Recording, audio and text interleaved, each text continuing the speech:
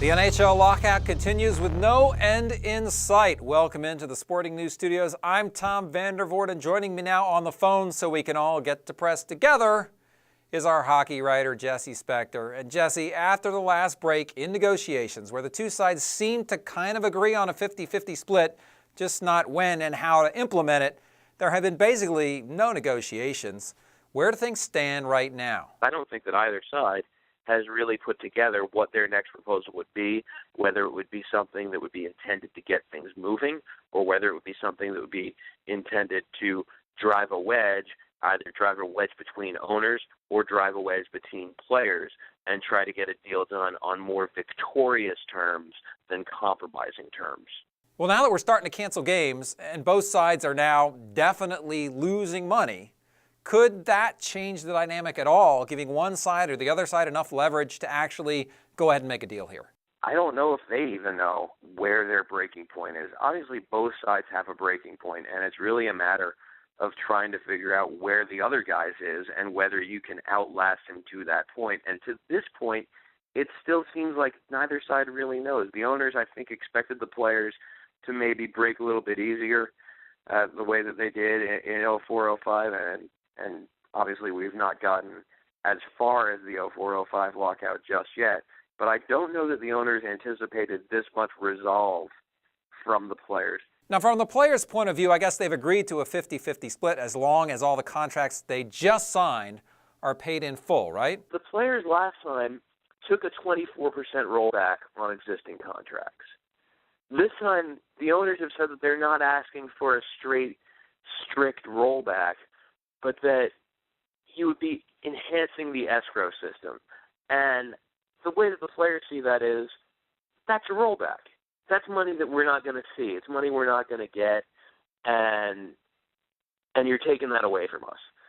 So the players do see it as a rollback, and they're not going to agree to rollbacks in consecutive CBAs when last time they saw it as something that was reasonable. In fact, it was a point that Gary Bettman made that last time it was the players who proposed the rollback.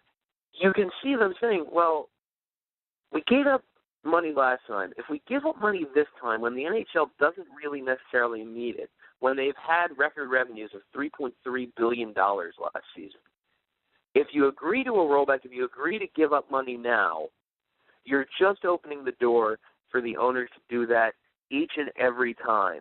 Now, obviously, the players are losing paychecks now every single week that this goes on. On the flip side, the owners have to worry about not just lost revenue, but long-term damage to their business.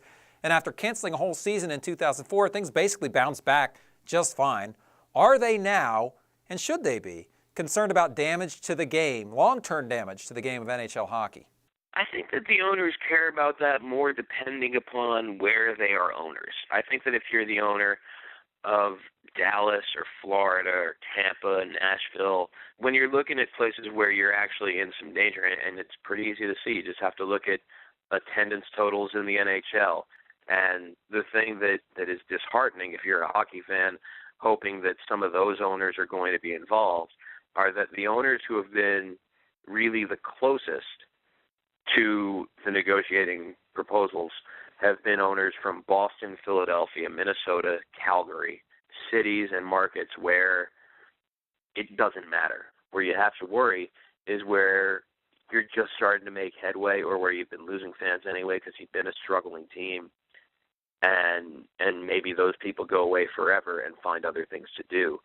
But so long as the NHL negotiating stance is ruled by teams and markets where it's not a worry alienating fans and not getting them back, then you're going to continue to see the hardline proposals.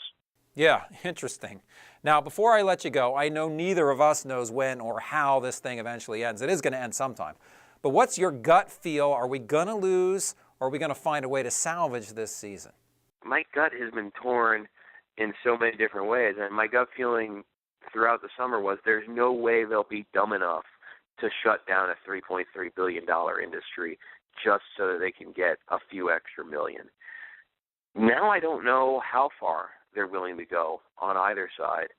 I feel like if the Winter Classic does get canceled, and it looks like it will because there's still no signs of negotiating in a meaningful way happening anytime soon, if the Winter Classic goes, then you really do have a good chance of losing the entire season, because that is such an economic driver for the league, and I don't feel good about that. And if you don't feel good, Jesse, well, I doubt the rest of us feel very good about this either. Thank you so much for your time today, and that's going to do it for now from the Sporting News Studios. With a heavy heart, I'm Tom Vandervoort. Thanks for watching.